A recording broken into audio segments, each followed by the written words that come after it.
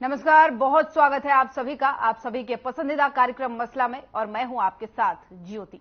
18वीं लोकसभा में नरेंद्र मोदी की अगुवाई में बीजेपी के नेतृत्व वाला एनडीए एक बार फिर से सरकार बनाने के लिए अपना दावा पेश कर चुका है और इसके पहले भाजपा और एनडीए संसदीय दल की बैठक में नरेंद्र मोदी को लगातार तीसरी बार प्रधानमंत्री पद के लिए नेता चुना गया है। वहीं गुरुवार को बीजेपी के शीर्ष नेतृत्व ने केंद्र में नई सरकार के गठन को लेकर के दिन भर कई दौर की बैठकें की। इस बैठक में बीजेपी शासित राज्यों के मुख्यमंत्री समेत सभी नवनिर्वाचित सांसद समेत आरएसएस के पदाधिकारी पहुंचे। वहीं एनडीए दल के नेता के तौर पर नरेंद्र मोदी ने नई सरकार बनाने के लिए दम भरते हुए विपक्ष को भी घेरा और कहा कि इस बार ईवीएम ने विपक्ष को चुप कराया है, लेकिन 2029 में विपक्ष एक बार फिर से ईवीएम का रोना रोएगा। एनडीए का नेता चुने जाने के बाद से नरेंद्र मोदी राष्ट्रपति भवन पहुंचे और राष्ट्रपति द्रौपदी मुर्मू से मुलाकात की। इस मौके पर जो है उन्होंने राष्ट्रपति के सामने सरकार बनाने का दावा पेश किया और उन्हें न्योता भी दिया, जिसके बाद से अब दिल्ली में शपथ ग्रहण की तैयारी को लेकर के हलचल तेज हो गई है और 9 जून को शपथ ग्रहण होने की खबरें सामने आ रही है। इस संबंध में सहयोगी दलों से बीजेपी की तरफ से अब आगे की बातें चल रही हैं, लेकिन इसको लेकर के विपक्ष जो है वो लगातार एनडीए के घटक दलों को नसीहत देता नजर आ रहा है। इस बीच जो है शिवसेना उद्धव गुट के नेता आदित्य ठाकरे ने टीडीपी को स्पीकर पद की मांग पर डटे रहने की नसीहत दी है। उन्होंने कहा है कि सरकार बनने के बाद बीजेपी अपने सहयोगी दलों को तोड़ने में लग जाएगी, इसलिए उन्हें स्पीकर का पद हासिल कर लेना चाहिए।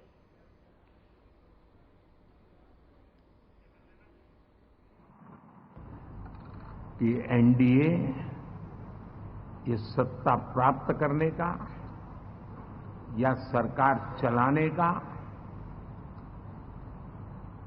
कुछ दलों का जमावड़ा नहीं है। ये राष्ट्र प्रथम की मूल भावना से नेशन फर्स्ट के प्रति कमिटेड वैसा ये समूह है। राजनीतिक इतिहास में और हिंदुस्तान की राजनीति में गठबंधन के इतिहास में प्री पोल अलायंस इतना सफल कभी भी नहीं हुआ है जितना कि एनडीए हुआ, जहां इस आबादी आदिवासियों की ज्यादा है। ऐसे 10 राज्यों में से 7 राज्यों में एनडीए सेवा कर रहा है और मैं आज देशवासियों को यहां से विश्वास दिलाना चाहता हूं कि आपने जिस प्रकार से हमें बहुमत देकर के सरकार चलाने का सौभाग्य दिया है, ये हम सबका दायित्व है कि हम सर्वमत का निरंतर प्रयास करेंगे और देश को आगे ले जाने के लिए हम कोई कोर कसर नहीं छोड़ेंगे।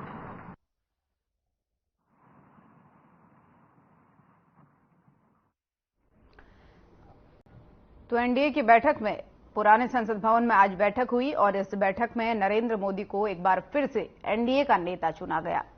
तीसरी बार प्रधानमंत्री पद के तौर पर शपथ लेने वाले हैं। 9 जून को शपथ ग्रहण होगा, ऐसी खबरें सामने आ रही है। लेकिन इस बीच जब यह बैठक हुई तो सभी नवनिर्वाचित सांसद पहुंचे, बीजेपी शासित राज्यों के जितने भी मुख्यमंत्री हैं सब पहुंचे और इसके अलावा आरएसएस के कई पदाधिकारी भी पहुंचे। इसमें आप देख सकते हैं जिस तरीके से तस्वीरें आपको दिखा रहे हैं मंच के सामने जो है सभी वो प्रमुख दल हैं जो एनडीए की सरकार बनाने में महत्वपूर्ण भूमिका निभाने वाले हैं, चाहे टीडीपी के प्रमुख हो, चाहे जेडीयू के प्रमुख हो। और इसके अलावा जो है चिराग पासवान आपको दिख जाएंगे, शिवसेना शिंदे गुट के प्रमुख जो है एकनाथ शिंदे वो आपको दिख जाएंगे। तो जो प्रमुख दल हैं जो इस बार बड़ी भूमिका निभाने वाले हैं सरकार चलाने में वो नजर आएंगे और इसके अलावा पूरे पुराने संसद भवन के हॉल में जो है सभी नवनिर्वाचित सांसद भी उपस्थित रहे। कई महत्वपूर्ण बातें हुई, कई निर्णय हुए, जिसके बाद से जो है नरेंद्र मोदी राष्ट्रपति भवन पहुंचे और नई सरकार के गठन के लिए न्योता देने के लिए राष्ट्रपति को वहां पर पहुंचे, जिसके बाद से सरकार बनाने की दावेदारी पेश करते हुए नजर आए। और इस बीच जब वो संबोधित कर रहे थे अपने सभी सांसदों को, तो इस बीच उन्होंने कई जो है कटाक्ष विपक्ष पर किए। उन्होंने कहा है कि पूरा विपक्ष भी मिलाकर के उतनी सीटें नहीं ला पाया जितनी खुद अकेले बीजेपी ले आई है।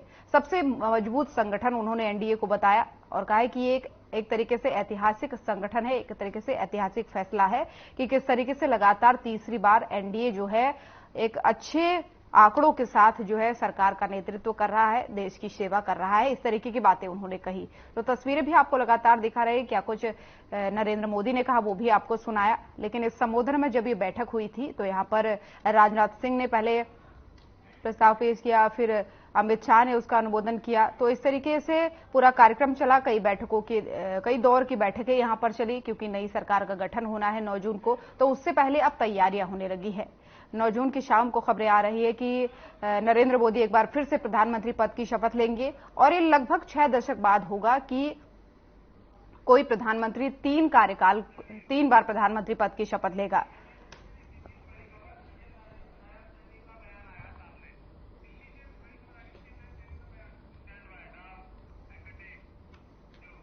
और चर्चा में बढ़ेंगे आगे, लेकिन उसके पहले एक बड़ी खबर सामने आ रही है दिल्ली से, जहां पर हरियाणा के मुख्यमंत्री ने एक बड़ा बयान दिया है। नायब सिंह सैनी ने एक बड़ी बात कही है। तो ये बड़ी खबर पहले आपको बता देते हैं, तब चर्चा में आगे बढ़ेंगे। तो बड़ी खबर आ रही है, नायब सिंह सैनी का बयान सामने आया है। देश में बन रही है एनडीए की सरकार। सीएम सैनी ने कहा देश को विकसित राष्ट्र बनाना विजन है और इस कार्यकाल में तेज गति से होंगे कार्य। तो ये बड़ी बात उन्होंने कही है। 140 करोड़ लोगों को बधाई उन्होंने यहां पे दी है। तो ये बड़ी और अहम जानकारी आपको दे रहे हैं, जहां पर हरियाणा के सीएम नायब सिंह सैनी ने दिल्ली में एक बयान दिया है और उन्होंने कहा है कि एनडीए की सरकार एक बार फिर से देश में बनने जा रही है। देश को विकसित राष्ट्र बनाना विजन होने वाला है। तेजी गति से इस बार इस कार्यकाल में काम होंगे। सीएम ने बधाई दी है, देश की 140 करोड़ जनता को बधाई दी है एक बार फिर से एनडीए की सरकार बनने पर। तो ये बयान उनका सामने आया है। बड़ा बयान ये कहा जा रहा है। दिल्ली में वो मौजूद हैं, क्योंकि जो एनडीए की बैठक आज हुई थी उसमें भी वो शामिल हुए थे और उसके बाद से ये बड़ी बात कही। 40 करोड़ लोगों को मैं बधाई देना चाहूंगा। पहली बार इतिहास के अंदर कोई सरकार नरेंद्र मोदी जी के नेतृत्व में कंटिन्यूटी में तीसरी बार इस देश की जनता ने मोदी जी और एनडीए के ऊपर विश्वास किया है। इसके लिए मैं पूरे देशवासियों को बधाई देता हूं। बड़े मैंडेट के साथ आदरणीय नरेंद्र मोदी जी तीसरी बार प्रधानमंत्री बन रहे हैं, एनडीए की सरकार बन रही है और जो मोदी जी का विजन है कि हमने देश को विकसित राष्ट्र बनाना है, गति से और गति से इस कार्यकाल के अंदर काम होंगे। तो सीएम सैनी को सुन रहे थे आप, क्योंकि जब एनडीए की बैठक दिल्ली में हुई तो सभी बीजेपी शासित राज्यों के जो मुख्यमंत्री हैं वो भी शामिल हुए। सीएम योगी शामिल हुए और महाराष्ट्र के सीएम शामिल हुए। तो ऐसे भी जितने भी बीजेपी शासित राज्य है वहां के मुख्यमंत्री शामिल हुए। उसके अलावा जो नवनिर्मित सांसद है वो शामिल हुए, आरएसएस के कई पदाधिकारी शामिल हुए और उसके अलावा एनडीए के जितने भी घटक दल है, यानी एनडीए में जितने भी दल शामिल है, सभी के प्रमुख नेता यहां पर मौजूद आए।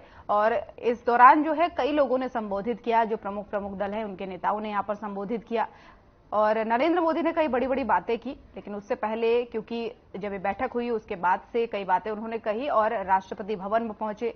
राष्ट्रपति द्रौपदी मुर्मू को उन्होंने नई सरकार के लिए दावेदारी पेश की और नई सरकार के गठन के लिए न्योता देते हुए भी नजर आए। और इस बैठक के बाद से खबर सामने आई है कि 9 जून को प्रधानमंत्री पद की शपथ लेंगे नरेंद्र मोदी और एक बार फिर से प्रधानमंत्री बनेंगे, देश के प्रधानमंत्री वो बनेंगे, क्योंकि लगभग 6 दशक बाद ये मौका फिर से आएगा कि कोई व्यक्ति तीसरी बार प्रधानमंत्री पद की शपथ लेगा, यानी अपने तीसरे कार्यकाल को शुरू करेगा। तो एक बड़ी बात भी है, लेकिन कई सारी बातें इस मीटिंग में हुई, क्योंकि लगातार दिन भर बैठकों का दौर रहा। जब से 4 जून को परिणाम सामने आए हैं उसके बाद से एक तरीके से सरकार बनाने की कवायद शुरू हो चुकी थी और अब एक बड़ी खबर यह है कि 9 तारीख को नए प्रधानमंत्री के तौर पर तीसरे कार्यकाल की शुरुआत करेंगे, शपथ ग्रहण करेंगे। लेकिन उससे पहले जो बैठकों का दौर चला वो भी हमने आपको सिलसिलेवार बताया। लेकिन इस बीच क्योंकि विपक्ष की भूमिका भी काफी अहम हो जाती है तो उसकी तरफ से भी तमाम सारी बयानबाजियां की गई।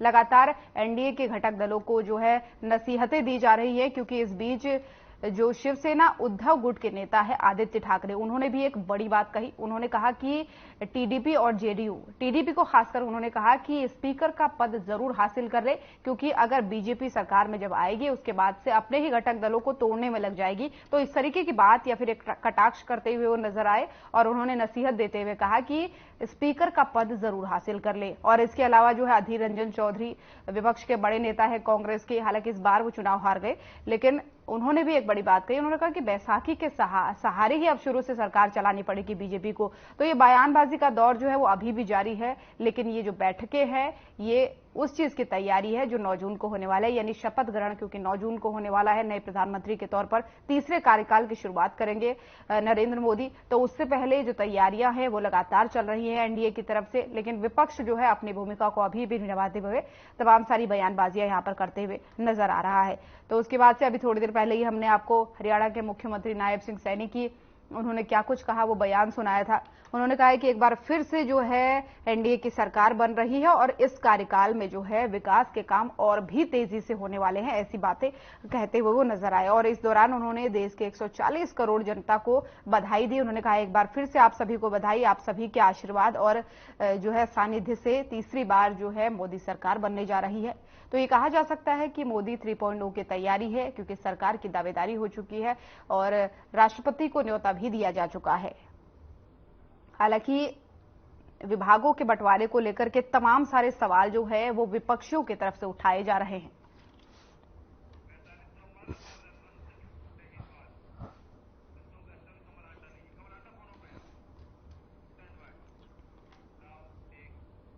और इन्हीं सब तमाम मुद्दों पर करेंगे चर्चा के लिए मेहमानों का पैनल भी हमारे साथ जुड़ चुका है। सबसे पहले तारफ उनका आपसे करवा दूं, वैशाली तोमर जी प्रवक्ता बीजेपी हमारे साथ जुड़ चुकी है, रजवंत डहीनवाल जी प्रवक्ता इनेलो हमारे साथ जुड़ चुके हैं और कमल हांडा जी प्रवक्ता कांग्रेस हमारे साथ फोनों पर जुड़ चुकी है। तो बहुत बहुत स्वागत है आप सभी मेहमानों का हमारे साथ इस खास चर्चा में जुड़ने के लिए। पहला सवाल वैशाली जी आप ही से लेंगे। एनडीए की बैठक हुई और सबसे पहले तो आपको बधाई कि एक बार तीसरी बार जो है मोदी सरकार देश में बनने जा रही है। 9 तारीख को शपथ ग्रहण होने वाला है, लेकिन उससे पहले बड़ी बात ये, विपक्ष लगातार कह रहा है कि 400 पार का नारा देने वाली बीजेपी शुरू से ही इस बार बैसाखी के सहारे चलाएगी अपनी सरकार। टीडीपी और जेडीयू को इसमें बैसाखी बताया गया है, तो कैसे जवाब देंगे? जी, विपक्ष को तो ना कोई बहाना चाहिए। उन्होंने पूरे झूठ फैलाए, पूरा भ्रम फैलाया, पूरी जनता में कि संविधान चेंज हो जाएगा और इस तरह के महिलाओं के साथ अभी तो देखिएगा आप सरकार बनने के बाद किस तरह से कांग्रेस सरकार की किस तरह से इन्होंने भोली भाली जनता को बहकाया है। कई जगह तो ये भी सुनने में आता है कि इनके जो नेता हैं उन्होंने 8,500 रुपए महिलाओं को देने की बात कही और उनसे फॉर्म भी भरवाए, जिसके चलते जनता कि जो कुछ महिलाएं हैं या कुछ इस तरह से सामान्य गरीब परिवारों से आती हैं वो बहकावे में आ गई और 8,500 रुपए लेने के चलते उन्होंने कांग्रेस को वोट दिया। इस तरह से भी इन्होंने मजबूर किया। इस तरह की वीडियो और इस तरह की बातें भी सामने आ रही हैं। तो इनको तो कुछ ना कुछ करके, कुछ भी कह के अपनी बात को सही साबित करने में लगे रहते हैं। अब देखिए, पहले इन्होंने ईवीएम पे इतना शोर मचाया, जब पहले सरकार बनी तो ईवीएम को इन्होंने कितना बुरा भला कहा। तो अब बताइए, अब इनके मुंह से एक भी बात क्यों नहीं निकल रही है? और ये राजनीति में, ज्योति जी मैं आपको बताऊंगी, राजनीति में हेर बदल चलती रहती है। 10 साल हो गए हैं। जनता देखिए, इस भारत में 500 साल जनता ने अकबर महान पढ़ा है, तो बहुत आसान नहीं है। ये वही जनता है, भोली भाली जनता है, और जिसको छोटी छोटी बातें, गलत भ्रम फैला के गलत चीजें उनके माइंड में डाली गई हैं, तो बहुत समय लगता है और जनता सुन भी रही है, देख भी रही है, सुधर भी रही है, कर भी रही है और धीरे धीरे। लेकिन वैशाली जी एक नसीहत जो है एनडीए के घटक दलों को दी जा रही है इंडिया गठबंधन के नेताओं के द्वारा। आदित्य ठाकरे जी कहते हैं कि स्पीकर का पद जरूर हासिल कर ले, क्योंकि बीजेपी जैसे ही सत्ता में आएगी वैसे ही आप ही के दलों को काटने में लग जाएगी।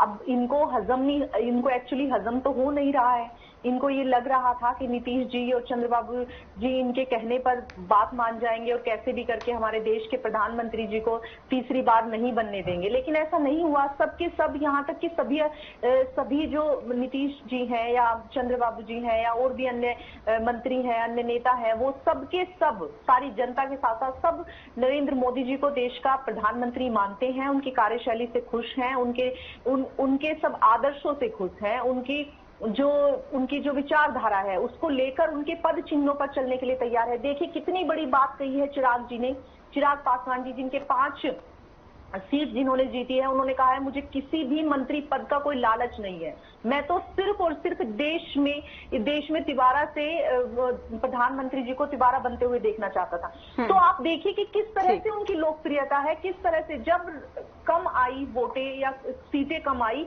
तो जनता मतलब इतनी दुखी थी कि किस तरह से लोग उनके साथ ऐसा कर सकते हैं। तो वो उन्होंने प्यार पाया है, वो उन्होंने सम्मान पाया है। देखिए, कम और ज्यादा चलता रहता है, ये राजनीति है, इसमें कभी भी ज्यादा हो जाता है और कभी भी कम हो जाता है। आप जनता के मूड को नहीं जान सकते। तो चलिए ठीक है वैशाली जी, दोबारा जुड़ने का प्रयास करेंगे क्योंकि आपकी ऑडियो चली गई है। आई थिंक आपका कॉल कट गया है। हम दोबारा साधने का प्रयास करेंगे आपसे संपर्क। लेकिन और मेहमान भी हमारे साथ बने हुए हैं। कमल हांडा जी, मेरी आवाज आप तक पहुंच पा रही है? हांडा जी, मेरी आवाज आप तक पहुंच पा रही है? बिल्कुल पहुंच पा रही है जी, बहुत अच्छे से पहुंच रही है। बिल्कुल, बहुत अच्छी बात है। देखिए, कुछ सवाल मैंने किए बीजेपी के प्रवक्ता से, उनके जवाब आपने जरूर सुने होंगे। लेकिन प्रधानमंत्री तीसरी बार पद की शपथ लेने वाले हैं नरेंद्र मोदी, और ऐसा कहते हैं कि न कभी हारे थे न कभी हारेंगे। इस बार तो ईवीएम ने विपक्ष को चुप कराया, लेकिन अगली बार यानी 2029 में एक बार फिर से ईवीएम का रोना विपक्ष रोएगी। दूरगामी सोच के साथ कह रहे हैं। ज्योति जी, आपको नमस्कार, प्रवक्ता भाइयों का नमस्कार, आपका चैनल देखने वालों को भी।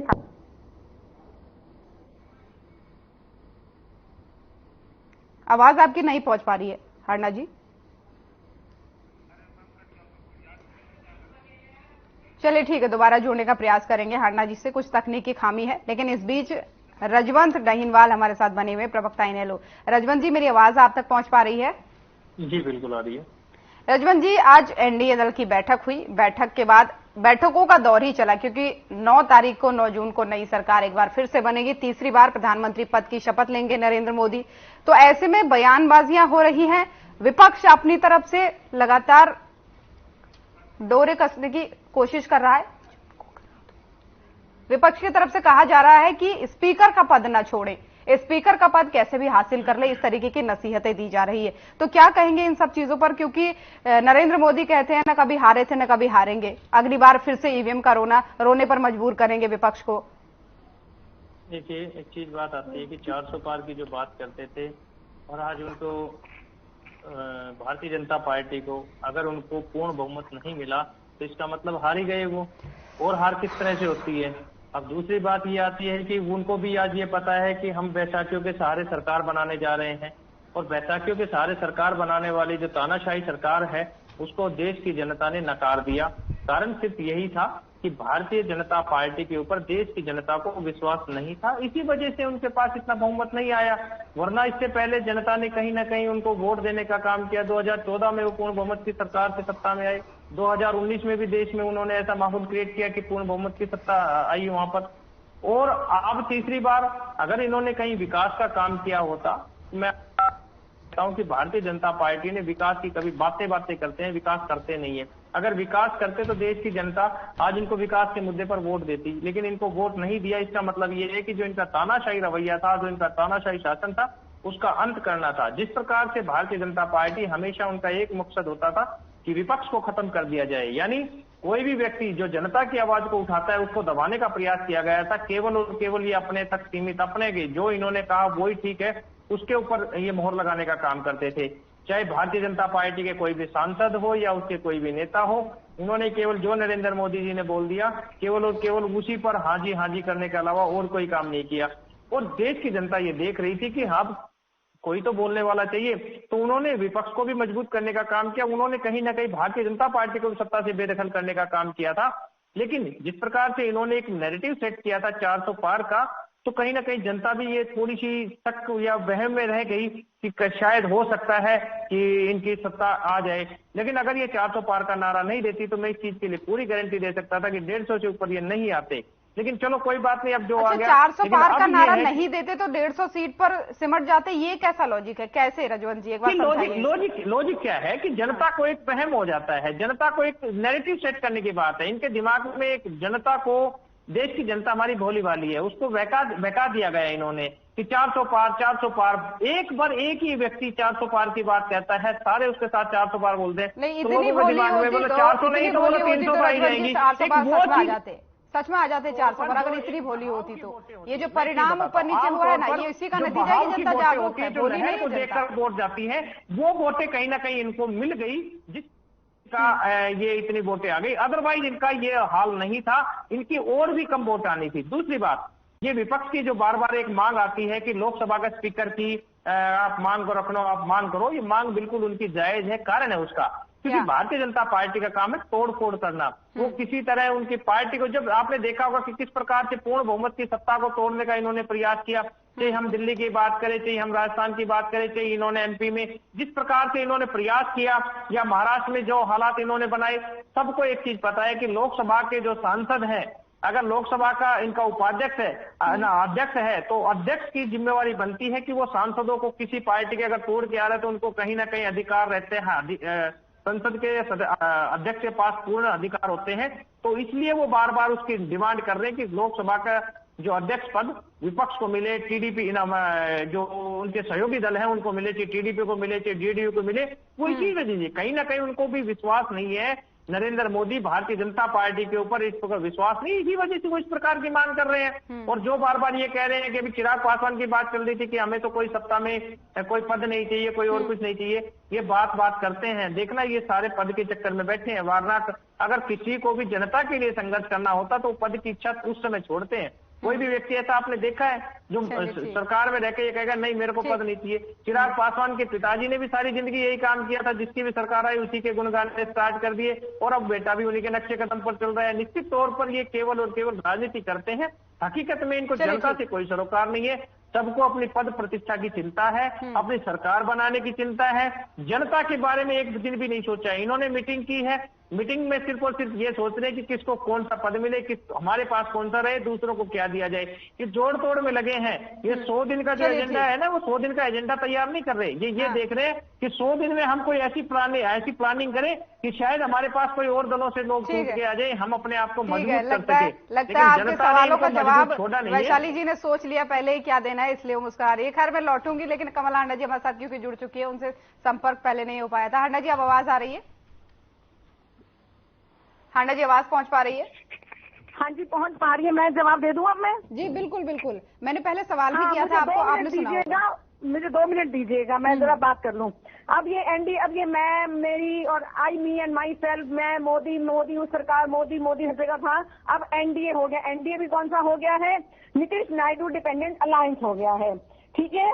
और ये जो परिभाषित कर रही थी वैशाली तोमर जी कि जनता बड़ी दुखी थी, अरे 10 साल से तो आपकी सत्ता थी तो जनता दुखी थी, आप मानती हैं इस बात को? पहली बात। दूसरी बात, विपक्ष ने नहीं सुना है, सिखाया। आपको क्या लगता है चंद्रबाबू नायडू के साथ जो हरकतें करी हैं, जो ईडी सीबीआई के छापे डलवाए, जो उनको जेल में डाला, वो भूल जाएंगे? वो क्या जो नीतीश के साथ किया, जो उनके सलाहकारों के साथ, उनके बिजनेस एसोसिएट थे, उनके साथ भूले नहीं होते तो फिर कैसे जाते?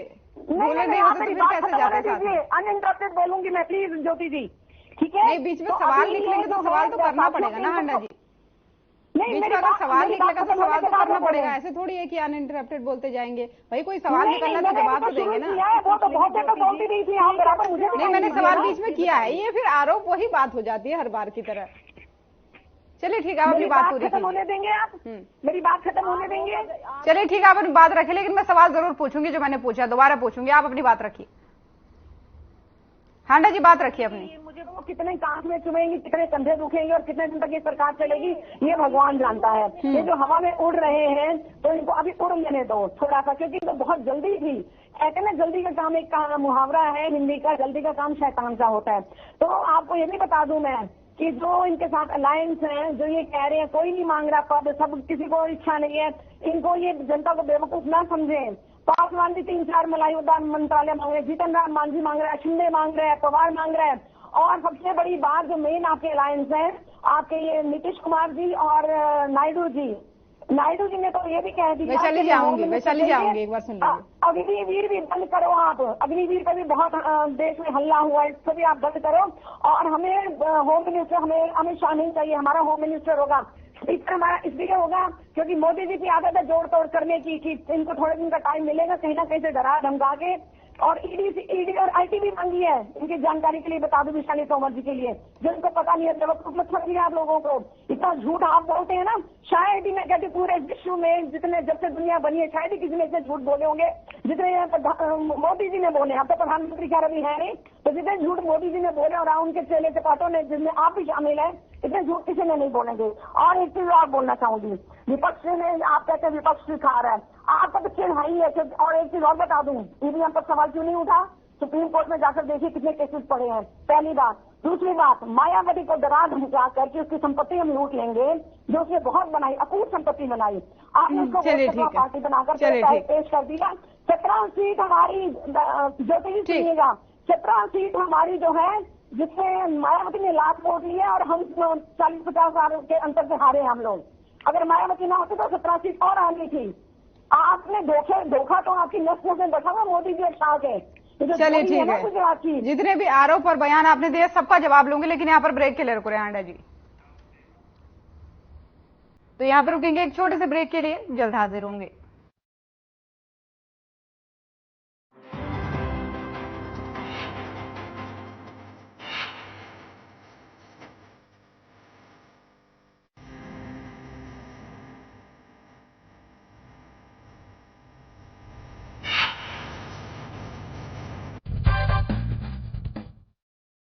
नमस्कार दोस्तों, पिछले कुछ महीनों में एक नए संकट ने जन्म लिया है जो चिंताजनक है।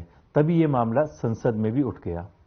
आप लगातार अखबारों में, टीवी पर, सोशल मीडिया में देख रहे होंगे कि कोई किसी की शादी में डांस कर रहा था, डांस करते करते गिरा और डेथ। कोई जिम कर रहा था, तभी अचानक गिर गया और फिर कभी उठ ही नहीं पाया। कोई रामलीला में हनुमान का किरदार कर रहा था, स्टेज पर गिरा तो लोगों ने सोचा एक्टिंग कर रहा है, लेकिन गिरा तो गिरा ही रह गया। कोई चलते चलते तो कोई काम करते करते ही एकाएक दुनिया को छोड़ गया। इनमें से अधिकतर युवा थे जिनकी उम्र 40 के आसपास ही थी। अधिकांश युवाओं की मौत की वजह हार्ट अटैक बताई गई। चर्चा शुरू हुई तो तमाम मेडिकल रीजंस गिनाए जाने लगे, लेकिन दोस्तों इसके पीछे एक साइकोलॉजिकल रीजन भी है जिस पर हम और आप ध्यान नहीं दे रहे हैं। दरअसल आज की युवा पीढ़ी बहुत ज्यादा तनाव में, टेंशन और स्ट्रेस में है। नंबर 1 बनने की एक होड़ सी लग गई है, दूसरों को पीछे छोड़ने की एक जिद सी हो गई है। आज मोबाइल नेटवर्क ने, फेसबुक ने, ट्विटर ने, इंस्टाग्राम ने दोस्तों की संख्या तो बहुत बढ़ा दी, लेकिन ऐसे दोस्तों की संख्या गिनती भर की भी नहीं छोड़ी जिनके साथ हम अपने मन की बातों को साझा कर सकें, शेयर कर सकें। इसलिए हम अंदर ही अंदर, मन ही मन में उन बातों को इकट्ठा कर लेते हैं और वो बाहर नहीं आ पाती, क्योंकि हम एकाकी हो गए हैं, बिल्कुल अकेले पड़ गए हैं, ऑल अलोन, टोटली अलूफ। दोस्तों किसी अस्पताल में ऑपरेशन थिएटर के बाहर लिखा था, अगर खोल लिया होता दिल यारों के साथ तो खोलना न पड़ता औजारों के साथ। दोस्तों इन दो पंक्तियों में कितनी गहरी बात छिपी है। इसलिए बेखौफ मस्ती के साथ जिंदगी जियो और मन में टेंशन की गठरी मत बनने दो। फिर भी अगर कोई तनाव या स्ट्रेस हो जाए तो मन ही मन घुटने की बजाय ऐसे 2-4 दोस्तों के साथ अपने सुख दुख शेयर करो जो उसका फायदा उठाने की बजाय आपका सच्चा हमदर्द हो। कहते हैं ना कि a friend in need is a friend in deed. जिंदगी के प्लस माइनस की गुत्थी को सुलझाने के लिए फिर मिलेंगे। नमस्कार।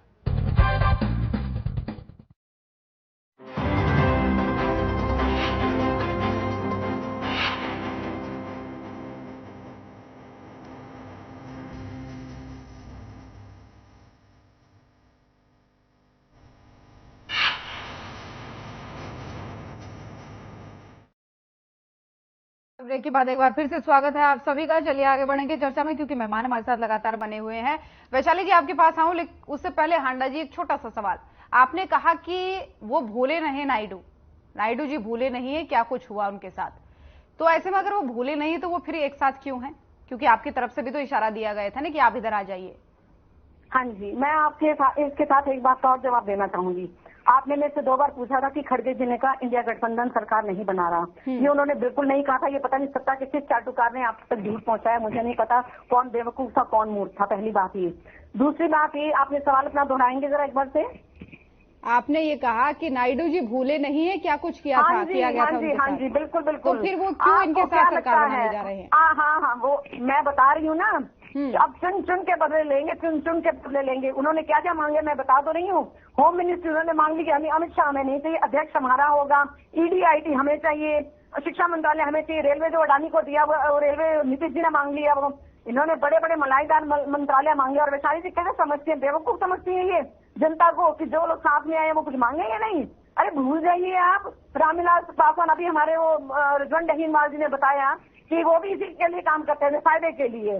उधर से शिंदे जी भी 4 मंत्रालय मांग रहे, क्योंकि 4-5 सांसद वो भी जीत लाए, एक अजीत बागी में जीता। और ये इनके पास 15 और 17-18 की तादाद में है। मेन तो अलायंस यही है ना दोनों की, तो इसीलिए ये दोनों साथ आए हैं कि इन्होंने जो है किया, जो मोदी जी ने जोड़ तोड़ करने की कोशिश की, अपना सिर्फ वर्चस्व बनाने की कोशिश की, क्षेत्रीय दलों को खत्म करने की कोशिश की। इसलिए अब ये धीरे धीरे भी आप इंतजार कीजिए। मैंने कहा था ना शुरू में, पिक्चर तो अभी शुरू हुई है, अभी तो दी एंड होना बाकी है विशाली जी। पिक्चर अभी शुरू होगी। ये नरेंद्र मोदी जी का भी कहना है कि अभी तो ये ट्रेलर है जो 10 साल में, पिक्चर अब शुरू होगी, ये उनका भी कहना है। खैर, आपका कहने का मीनिंग अलग है, उनके कहने का मीनिंग अलग है। कहेंगे वो तो अत्याचार की सेंस में कह सकते हैं, लेकिन ईडी सीबीआई जब वो ले लेंगे नायडू जी, फिर देखेंगे क्या करते हैं। और जब वो चले जाएंगे अमित शाह वापिस गुजरात में, फिर क्या करेंगे अकेले? अकेले तो और भी कमजोर पड़ जाएंगे, वैसे भी कमजोर है। तानाशाह हमेशा डरपोक और कायर ही होता है। चलिए ठीक है, उम्मीद करती हूँ आपका जवाब पूरा हो गया होगा। वैशाली जी, आपसे इन तमाम सारे सवालों के जवाब मुझे लगता भी नहीं कि दोहराने की जरूरत होगी। आपको बहुत अच्छे से याद होगा किसने क्या कहा है। उन्होंने कहा तोड़ फोड़ की कोशिश करते हैं, इसके बाद इससे भी ज्यादा कम सीटें आने वाली थी, लेकिन उन्होंने 400 पार कह दिया, इसलिए इतनी सीटें आई। वैशाली जी, एक और महत्वपूर्ण सवाल है, इसमें ऐड करके बोलना चाहूंगी। विपक्ष के द्वारा एक और बात कही गई थी, जब आज बैठक हुई, मंच पे जितने भी प्रमुख नेता बैठे थे, उनमें एक आपत्ति जताई गई थी कि आरएलडी के जयंत कुमार क्यों नहीं है। विपक्ष की आपत्तियां तो कभी खत्म नहीं होने वाली हैं, ठीक है ज्योति जी। और सबसे बड़ी बात यह है कि आपने कमलेश ढांडा जी से जब सवाल का जवाब मांगा कि बुलाया तो आपने भी था, आपने क्यों नहीं, आपके पास क्यों नहीं आए, क्यों? चंद्रबाबू नायडू, उन्होंने कहा ना कि वो भूले नहीं होंगे, अब बदला, वो कह रहे कि बदला लेंगे। उन्होंने इस बात का जवाब नहीं दिया, क्योंकि उनके पास इस बात का जवाब भी नहीं है कि वो चाहे आज भी सबको बुला ले, फिर भी उतनी सीटें अकेले नहीं कर सकते जितनी अकेले बीजेपी की है, ठीक है। इसलिए अपनी हार का, अपनी इतने सारे भ्रम फैलाने के बाद, इतने सारे झूठ फैलाने के बाद, इतने सारे गठबंधन होने के बाद, कि जब इनको प्राइम मिनिस्टर, अगर ये प्राइम मिनिस्टर बनने के सपने देख रहे हैं तो 7 दिन कम पड़ जाएंगे, लेकिन इनके प्राइम मिनिस्टर कम नहीं पड़ने वाले हैं। उतना होने के बाद भी ये उतनी सीटें तक न ले पाए जितनी अकेले बीजेपी की हैं। तो ये किस हक से, किस अधिकार से और किस दिमागी व्यवहार से ये बीजेपी पर उंगली उठाते हैं, ये समझ से परे है। और रही बात, आपने जो दूसरा सवाल किया, क्या किया था? विपक्ष आपत्ति जता रहा है कि जो प्रमुख नेता आज एनडीए की बैठक में आगे बैठे थे, उनमें आरएलडी के जयंत कुमार क्यों नहीं थे? देखिए ज्योति जी, कई बार क्या होता है कि जरूरी नहीं होता कि ये राजनीति के चलते इंसान अपनी तबीयत, अपना परिवार, अपनी कुछ चीजें ऐसी होती हैं, इनको तो हर चीज में कि आज ऐसा बोल दिया, आज वैसा बोल दिया, इनको कोई ना कोई पॉइंट्स चाहिए, उसको बिना मतलब की बातें करने के लिए, बस इनको बिना बेवजह की चीजें फैलाने के लिए चाहिए कुछ ना कुछ बोलने के लिए। अपने आप इनसे सवाल पूछेगा तो उस पे इनका कोई आंसर नहीं मिलने वाला है। आप अभी आपने ईवीएम की बात करी, उस पे इनका कोई जवाब नहीं आया। आपने चंद्रबाबू नायडू का सवाल पूछा तो उस पे इनका कोई जवाब नहीं आया। आपने पूछा विपक्ष को, तो आप भी बुला रहे थे, विपक्ष आपके पास क्यों नहीं आया, उस पे इनका कोई जवाब नहीं आया। तेजस्वी सूर्या ने बहुत कोशिश की, उनके पीछे बैठकर आए, बहुत कोशिश की, भ्रम में भी रखा, मीडिया को भी भ्रम में रखा, और भ्रम फैलाते रहे कि अभी देखिए कौन शपथ लेता है, देखिए कौन शपथ लेता है। तो ये इनके पास किसी बात का जवाब नहीं है। लेकिन वैशाली जी, यहाँ पर एक सवाल आपके भी लिए, नीतीश बाबू को लेकर संदेह बहुत रहता है, कोई भी पूरी तरीके से उन पर विश्वास नहीं कर सकता, संदेह तो उन पर बना ही रहता है। शैली ऐसी रही है, उनकी कार्यशैली ऐसी रही है, लेकिन वो भाग्य के धनी है। आप ये समझिए कि चाहे उनकी कार्यशैली कैसी भी रही हो, लेकिन उनका भाग्य सदैव उनका साथ देता है। आज लेकिन उन्होंने ये माना, और सबके सामने इस बैठक में आपने सुना है और चलाया है टीवी पे, उन्होंने सबके सामने कहा कि प्रधानमंत्री मोदी जी से वो खुश है और उनके नेतृत्व में उन्हें नेता मानकर वो उनके पीछे पीछे उनके पद चिन्हों पर चलकर कार्य करने को तैयार है। और ये सारी जनता उनके विश्वास पर, उनकी कार्यशैली पर, उनकी दूरदर्शिता पर, उनके विचारों पर, उनकी समझ पर, उनका जो संस्कृति, देश की धरोहर को आगे बढ़ाने का विजन जो है, उस पर वो साथ चलने के लिए तैयार है। तो कहीं भी कोई इफ एंड बट है ही नहीं, कोई ऊहा-पहा की कोई स्थिति ही नहीं है। तो विपक्ष को अभी हजम नहीं हो रहा है कि इतनी इजीली इतनी सारी चीजें कैसे हो रही हैं। तो अब इनको इस चीज का इनको तकलीफ हो रही है, otherwise everything is okay and everything is in our control. N factor की बात भी बार बार उठाई जा रही है। खैर, मैं चाहूंगी कि जवाब आप रजवंत जी का दे। जैसे उन्होंने कहा था कि ये 400 पार बोल बैठे इसीलिए इतनी आ गई, नहीं तो 400 पार नहीं बोलते तो इससे भी कमानी थी। ये अब देखिए, ये तो कोई वजह ही नहीं है और इसके बोलने के पीछे कोई लॉजिक ही नहीं होता है कि 400 पार नहीं बोलते तो 150 भी नहीं आती। भाई 400 पार बोला तो उससे 150 क्यों नहीं आती, और 400 पार बोलने से ऐसा क्या हो जाता है, क्या हो जाता है? तो वो कह रहे हैं कि जनता भोली भाली है, भोली भाली है जनता। तो ये जनता में ये भी लोग तो हैं, ये क्यों नहीं भोले भाले हो जाते हैं? विपक्ष तक भोला भाला बन के साथ में आ पाया, क्यों नहीं भोले भाली जनता पर जादू चल पाया? ये क्या जनता से बाहर है? हमारा जादू इन लोगों पर क्यों नहीं चल पाया? अगर जनता पर ही चल जाता है तो ये जनता से बाहर हो गए हैं क्या? ये जनता में नहीं आते हैं?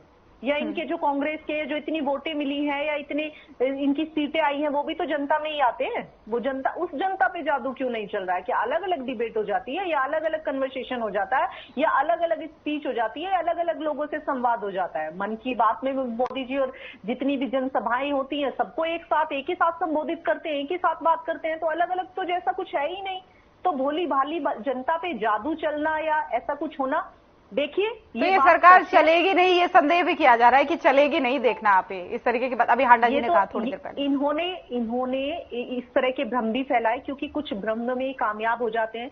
इन्होंने एक इस तरह की भ्रम फैलाया, इस तरह का उसमें यूपी में फैला दिया कि योगी आदित्यनाथ जी को हटाया जा रहा है, जिसके कारण लोग नाराज हो गए, कुछ लोग वोट देने भी नहीं गए, तो जिसका खामियाजा, जिसका रिजल्ट यूपी में देखने को मिला है। तो ये इस तरह की बातें फैलाते हैं। यूपी में अच्छा, तो आप ये मानते हैं कि यूपी में इस तरीके का भ्रम फैलाया गया जो वहां पर कामयाब हुआ, इसको विपक्ष की कामयाबी मानते हैं? देखिए विपक्ष ने, आप ज्योति जी, ये बात मैं भी मानती हूँ और ये बात मानने वाली भी है, इस बात को सब मानते हैं। जब पूरे गठबंधन, जो इन्होंने ये पूरा गठबंधन था, इन्होंने सबको यहाँ से पूरब से लेके पश्चिम तक, उत्तर से लेके दक्षिण तक सब लोग इकट्ठे होकर इन्होंने इस तरह के झूठ फैलाए, इस तरह की बातें फैलाई। अब देखिए, हमारा ये वो देश है, मैंने पहले भी कहा है कि इस देश में इतने दिनों तक किसका राज रहा है? ऐसे ही नहीं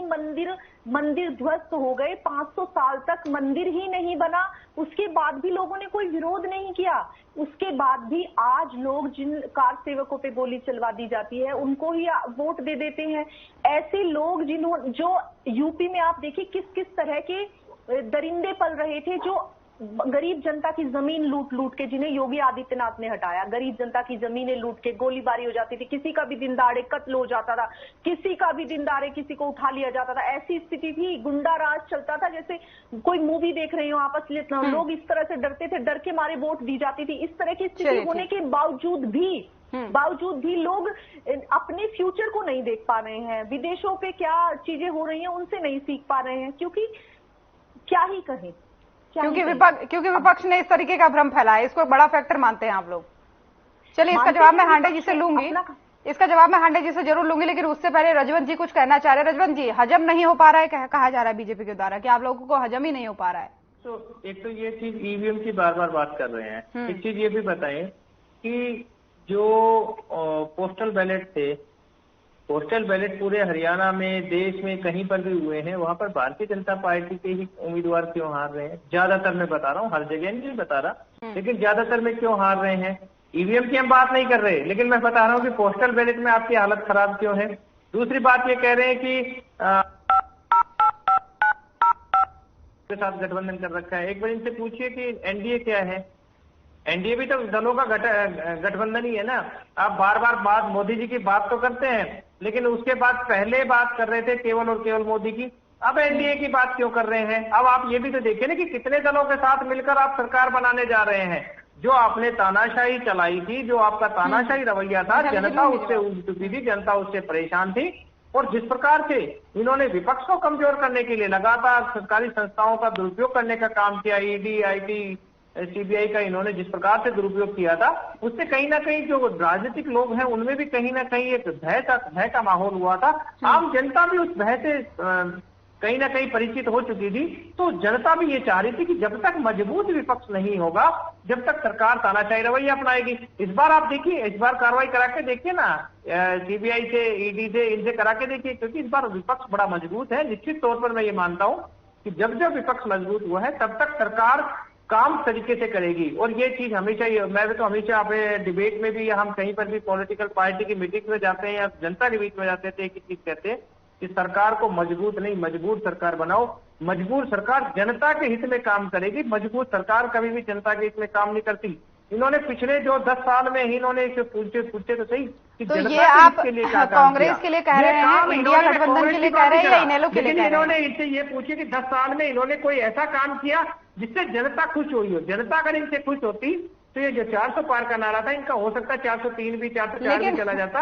ये अगर जनता खुश नहीं होती तो सबसे ज्यादा सीट भी उनको नहीं मिलती। रजोल जी ये भी बात मानने वाली है। जनता को सवाल आपसे जो बहुत राग महत्वपूर्ण अलापना था ये पसंद नहीं आया, इनका राग अलापना था ये पसंद नहीं आया। इनको ये जनता को औकात दिखाने चाहते थे, लेकिन जनता ने इनको इनकी औकात दिखा दी कि आपको चुनने वाली जनता है और आप जनता के हिसाब से काम करेंगे तो निश्चित तौर पर जनता आपको सर माथे पर बैठाने का काम करेगी। समझ में आया अगर जनता के हिसाब से काम नहीं किया तो वो आपको एक पल में भी सत्ता से बेदखल करने का काम करेगी। इस बार ऐसा ही हुआ कि जो लोग अपने आप को ये कहते थे कि हम एक तरफा सरकार चला रहे हैं, अब उनको बैसाखियों पर लाने का काम किया। और अगर अब भी ये नहीं सुधरे तो मैं आपको इस चीज की गारंटी देता हूं कि अगले कुछ दिनों में ही ये सरकार धराशायी भी हो जाएगी। कारण क्योंकि एक ये शब्द मैं यूज तो नहीं करना चाहता, लेकिन ये कुछ लोग अपनी आदतों से मजबूर होते हैं। अगर वो अपनी आदतों से बाज नहीं आए तो निश्चित तौर पर आपको देखना पड़ेगा कि इनकी जो बैसाखियां हैं ये अलग अलग ऊपर गिर जाएंगी। ठीक है, वो देखने वाली बात होगी। लेकिन मैं एक चीज समझ नहीं पाई, ये विपक्ष मजबूत के तौर पर जनता ने बनाया, ये आप कांग्रेस के लिए प्रयोग कर रहे हैं,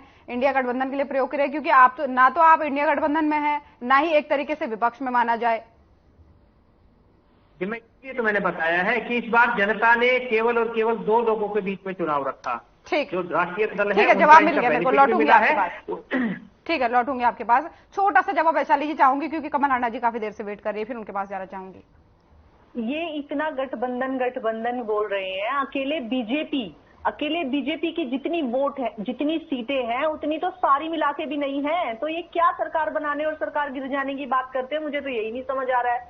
अगर आज भी चाहे हमने 400 पार का राग अलापा हो आपके कहे अनुसार या कुछ भी किया हो, उसके बाद भी हमारी अकेले की सीटें इतनी है जितनी आपकी गठबंधन को लेकर, और आप अगर एनडीए के नेताओं को भी तोड़ते हो तब भी नहीं पूरे हो पाते हो, तो आप क्या बात करते हो? ठीक है, लौटूंगी वैशाली जी। हांडा जी, आवाज पहुंच रही होगी, उम्मीद करती हूँ। आपका भ्रम फैलाना यूपी में आपकी जीत लेकर के आया, ऐसा कहना है बीजेपी का, कि अगर आप भ्रम न फैलाते तो वो स्थिति बनती जो ये चाह रहे थे, यानी जो टारगेट रखा गया। मैं एक बात कहना चाहूंगी, चोरों को सारे नजर आते हैं चोर। 10 साल से टीवी चैनलों पर मोदी मोदी मोदी मोदी चल रहा है, ये इनको नहीं पता क्या? और मैंने तो सुना था जयचंद है, मुझे नहीं पता था जयचंदियां भी भारी पड़ी हैं, जिनको पहलवान बेटियों से कोई मतलब नहीं, जिनको रमना से मतलब नहीं, जिनको ब्रिजभूषण से मतलब नहीं, जिनको नाबालिग बच्चे के साथ कुछ हुआ वो उनसे मतलब नहीं, इनको किसी से मतलब नहीं, ना अंकिता भंडारी से मतलब है। ये ऐसी जयचंदियां हैं जिनको अपने निजी स्वार्थ के लिए, थोड़े से पैसों के लिए, भाजपा के पेरोल पे तो है, ये तो मैं खुला कहती हूँ। दूसरी कुछ बातें मैं कहना चाहूंगी कि टीवी पर 400 चलाया गया, उसका भी बता देती हूँ। इंटरनल पोल इनको पता था कि 220 से ऊपर नहीं जाने वाले ये, लेकिन इन्होंने क्या किया, आप सुनिएगा वो बयान अमित शाह जी के भी, वित्त मंत्री के भी, प्रधानमंत्री के। उनका क्या मतलब है ये कहने का कि शेयर बाजार में उछाल आने वाला है? आज तक किसी प्रधानमंत्री ने ऐसे शब्द नहीं कहे। और आप देखिए 3 तारीख को लोगों ने इतने शेयर खरीदे, 4 को मार्केट क्रैश, 30 लाख करोड़ का नुकसान हुआ किसकी वजह से? एग्जिट पोल की वजह से। और मोदी करते हुए अभी आप भी नहीं हट रही, अभी चैनल भी नहीं हट रहे हैं। दूसरी कुछ और बातों का उनको जवाब देना चाहूंगी। ये कहती है ना, इन्होंने कहा कि नीतीश जी जो है वो कह रहे हैं प्रधानमंत्री के कदमों पर चलेंगे, वो तानाशाह नहीं बनने वाले, ना वो थे, ना है, ना वो होंगे। ये मेरी बात आप नोट कर लीजिएगा। दूसरी बातें इधर उधर की करना किसने किया? मंगलसूत्र, भैंस, कार और नलके की टोटी और करते करते मुजरे पे आ गए, फिर और कुछ नहीं अब समझ आया तो बायोलॉजिकल पर आ गए कि मैं तो भगवान का अवतार हूँ। और एक बात, कितना स्वार्थ की बात है, अब राम जी कहाँ गए? क्योंकि वोट नहीं मांग दी, उन्होंने वहां पर से लल्लू सिंह को 6,000 दिए। अब आप कहते हैं जय जगन्नाथ, क्योंकि उड़ीसा में आपको वहां पे बहुमत आपने कैसे प्राप्त किया वो आप जानते हैं, भगवान जानता है, या जिन्होंने गड़बड़ी की है वो जानते हैं। पक्की बात है ये, ठीक है। अच्छा, अब जगन्नाथ जी की क्या क्यों हो गया? राम जी कहाँ चले गए? अब राम जी से एक मिनट, राम जी अब कहाँ चले गए? मुझे एक बात ये नोट करती जाए, मेरे सवाल का जवाब देंगी फिर, ठीक है। और अब संविधान के आगे क्यों झुक रहे हैं? जो कह रहे थे इन्होंने अपने किसी नेता को टोका, चाहे वो अरुण गोविंद था, चाहे लल्लू सिंह था, चाहे वो मेधा था कुछ, या मिर्जा था, जिन्होंने कहा था हम संविधान बदल देंगे, हमारी चाप तो आएंगी, तब कोई प्रधानमंत्री ने बयान दिया कि नहीं ये लोग गलत कह रहे हैं, या उनको बोला कि कारण बताओ नोटिस कि आप ऐसी बात क्यों कह रहे हो? आज संविधान के सामने झुकते नजर आ रहे थे। ये राहुल जी के संविधान के बारे में बोलने की शक्ति का वो असर है कि मजबूर कर दिया आज संविधान की कॉपी के आगे, उसकी बुक के आगे झुकने के लिए। मैं की जगह हम बोलने पर मजबूर कर दिया, क्योंकि कांग्रेस कहती थी मैं नहीं, हम सब मिलकर देश बनता है। मोदी जी ने तो समझ लिया, मैं और अमित शाह बस हम ही हमने ईडी आईडी जो इन्होंने गुजरात में किया वही काम इन्होंने सोचा देश में भी कर लेंगे, लेकिन इस बार इनको गुजरात में भी झटका लगा है, पहली बात। दूसरी बात ये करारी हार और नैतिक हार मोदी जी की भी हुई है, क्योंकि जो पिछली बार 6.5 लाख वोटों से जीते थे, इस बार 1.5 लाख वोटों से वो जीते हैं। इनकी स्मृति ईरानी भड़की हुई है, उनके लिए प्रचार करने नहीं गए। वो पहले श्री नरेंद्र मोदी जी कहती थी, श्री नरेंद्र मोदी बोलती थी या नरेंद्र मोदी जी बोलती थी, उसने कहा योगी आदित्यनाथ जी और नरेंद्र मोदी, क्योंकि उसकी संसद में प्रचार करने नहीं गए। और एक आपने खबर चलाई थी ज्योति जी कंगना रनावत के लिए कि उसके ऊपर एक्शन होगा, मैं खबर सुन रही थी तो वो मैंने वैसे वीडियो भी देखी है। तो जिस औरत ने ये कहा हो कि हमें 2014 में आजादी मिली है, और जिसने ये कहा हो कि जो किसान आंदोलन पर बैठे थे 750 किसानों की हत्यारी है सरकार, और 4 अभी भी मारे, 754 किसानों की हत्यारी अन्नदाताओं की, उसने ये कहा था 10-10 रुपए पर लाकर ये बिठाई हुई औरतें हैं। तो मैं तो कहती हूँ ये तो उसने कम किया, मैं साफ सुन लीजिए, ये तो उसने कम किया। She deserve more. Kangana Ranaut जो ये कहती थी 2014 में मेरे को आजादी मिली, हमें आजादी मिली है, अब इसको ये नहीं पता देश का पहला प्रधानमंत्री सुभाष चंद्र बोस कमाल ही हो गया, कितने समझदार लोग हैं। उधर से हेमा मालिनी जी भी बड़ी कलाकार निकली है, वो कहती है 14 नालों में से 20 की सफाई हो गई है। क्या मतलब कि कुछ सेंस है ही नहीं है किसी भी बात की। पढ़े लिखे लोगों का और अनपढ़े लोगों का यही फर्क होता है। ठीक है हांडा जी, समझ गई आपकी सारी बातों को, आपने रख दिया अपनी पूरी बातें। आपने कहा है कि विपक्ष ने ये कहा, प्रधानमंत्री ने ये कहा, नरेंद्र मोदी ने ये कहा, लेकिन एक चीज और विपक्ष कह रहा था, उसका छोटा सा जवाब चाहूंगी। विपक्ष तो ये भी कह रहा था कि तीसरी बार नरेंद्र मोदी तो प्रधानमंत्री नहीं बनने वाले हैं, 9 जून को शपथ ले रहे हैं। छोटी सी टिप्पणी चाहूंगी। अब जय श्री राम नहीं बोलते, अब ये बोलते जय जगन्नाथ। उस दिन भी जब चढ़े, ये मेरे सवाल का जवाब नहीं है, ये सवाल का जवाब नहीं है। मैंने कहा विपक्ष ये भी तो कहता था कि प्रधानमंत्री तीसरी बार तो नहीं बनने वाले हैं नरेंद्र मोदी, तो शपथ लेने वाले हैं 2 दिन बाद। जनता ने लाकर खड़ा कहाँ किया, अलायंस से चल रहे हैं ना। मैं तो बोला आपको प्रधानमंत्री तो बन ही रहे हैं ना, dependent alliance, Nitish Naidu dependent alliance, मैं तो बोल रही हूँ। मैं लाकर ये तो पूरा विपक्ष बोल रहा है, ये आप ही नहीं, पूरा विपक्ष बोल रहा है। ये लोग 1 मिनट, अगर कोई नहीं आता तो क्या ये सरकार बना सकते थे? मुझे बताइए आप। नहीं, वो हम समझ रहे हैं, मैं तो सिर्फ सिंगल वर्ड बोल रही हूँ, प्रधानमंत्री और नरेंद्र मोदी। मैंने उसका जवाब चाहा। प्रधानमंत्री अभी कह ही नहीं रही, मैं तो मोदी जी कह रही, क्योंकि अभी उन्होंने ओथ नहीं ली है।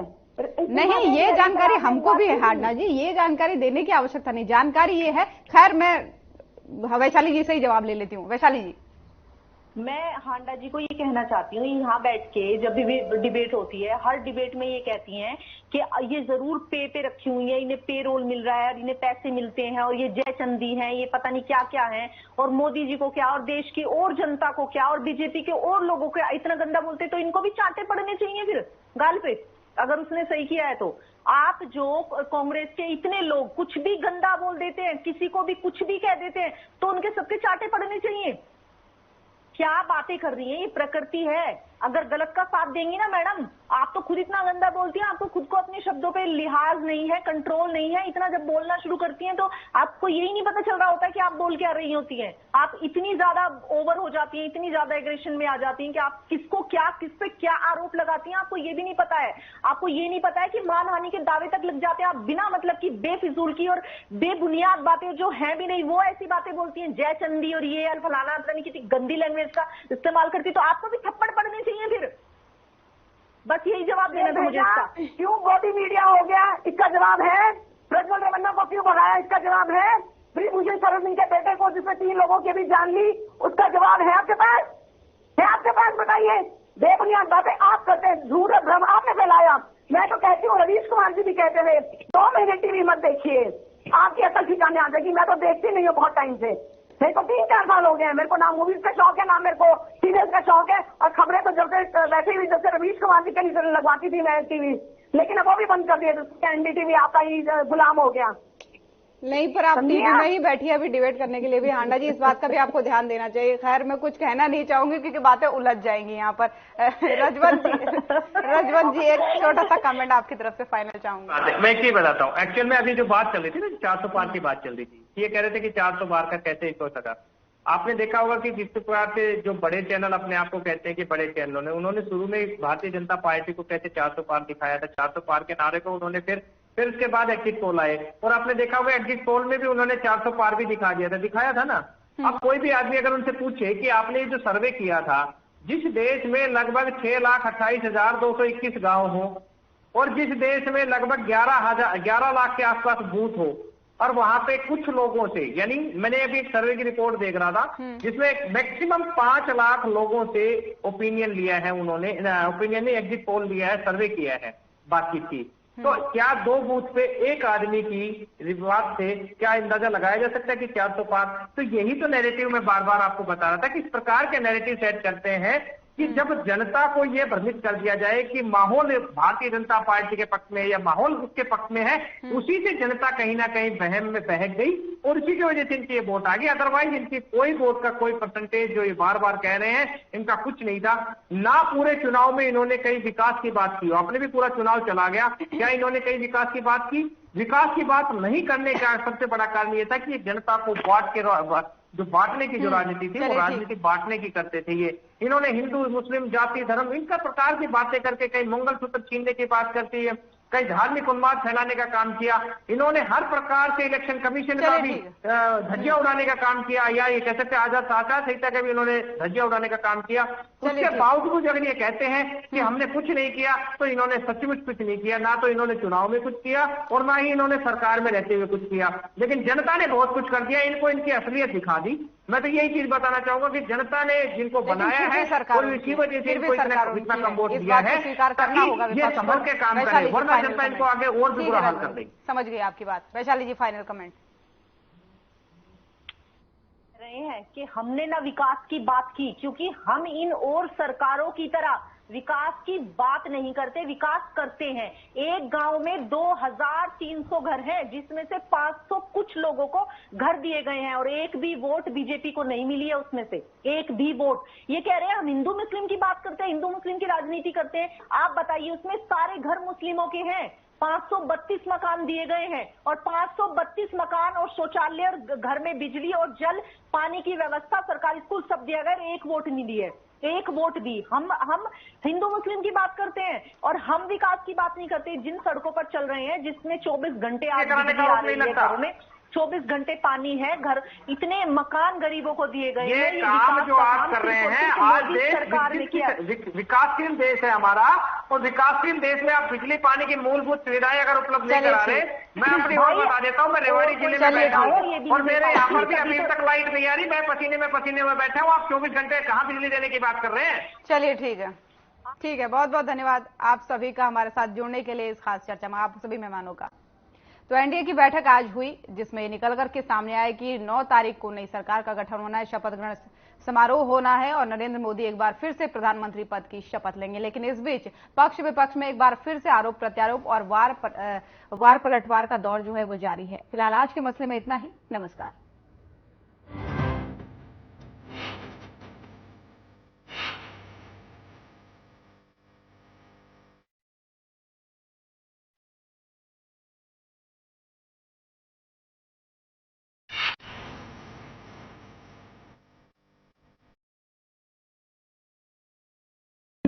Hey, Mom.